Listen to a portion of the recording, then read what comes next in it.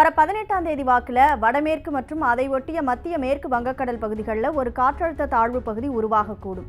இந்த நிலையில மேற்கு திசை காற்றுடைய வேக மாறுபாடு காரணமா 17ஆம் தேதியான நாளைக்கு நீலகிரி மற்றும் கோவை மாவட்டங்களுடைய மலைப்பகுதிகளில் ஓரிரு இடங்களில் கனமழைக்கு வாய்ப்பு இருக்கிறதா தெரிவிக்கப்பட்டிருக்கு. 18ஆம் தேதி தமிழகத்தில் ஓரிரு இடங்கள்லையும் புதுவை மற்றும் காரைக்கால் பகுதிகளிலையும் இடி மின்னலுடன் கூடிய லேசானதிலிருந்து மிதமானது வரையிலான மழை பெய்யக்கூடும்னு சொல்லப்பட்டிருக்கு. அதுக்கு அடுத்தடுத்த நாட்களான 19, 20, 21, 22 ஆகிய இந்த நாட்களில் இந்த இடங்களில் லேசானதிலிருந்து மிதமானது வரையிலான மழை பெய்யக்கூடும் அப்படின்னு கணிக்கப்பட்டிருக்கு. அதுக்கு அடுத்தடுத்த நாட்களான 19, 20, 21, 22 ஆகிய இந்த நாட்களில் இந்த இடங்களில் லேசானதிலிருந்து மிதமானது வரையிலான மழை பெய்யக்கூடும்னு கணிக்கப்பட்டிருக்கு.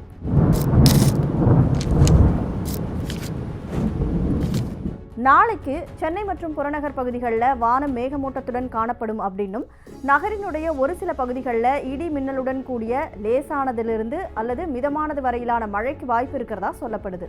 அதிகபட்ச வெப்பநிலை 33 34 டிகிரி செல்சியஸை ஒட்டியும் குறைந்தபட்ச வெப்பநிலை 26 27 டிகிரி செல்சியஸை ஒட்டியும் இருக்கக்கூடும்னு வானிலை மையம் தெரிவிச்சிருக்கு.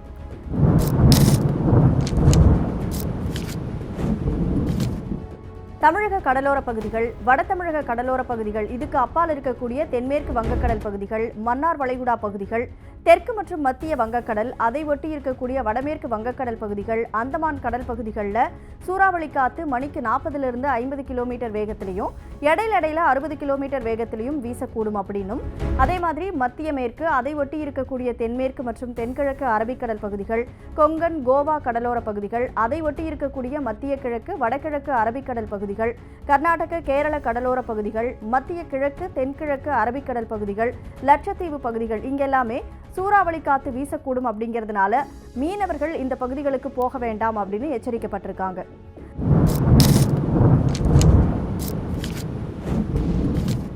இந்த சூழல்ல கடந்த 24 மணி நேரத்தில் தென்மேற்கு பருவமழை மேற்கு தொடர்ச்சி மலை மாவட்டங்களில் தீவிரமாக இருந்ததா வானிலை மையம் தெரிவிச்சிருக்கு. கோவை மாவட்டத்துடைய சின்னக்கல்லாரில் 16 சென்டிமீட்டர், வால்பாறை PTOல 15 சென்டிமீட்டர், சின்கோனா, சோலையார் இந்த பகுதிகளில் 12 சென்டிமீட்டர் அப்படின்னு மழையினுடைய அளவு பதிவாயிருக்கு.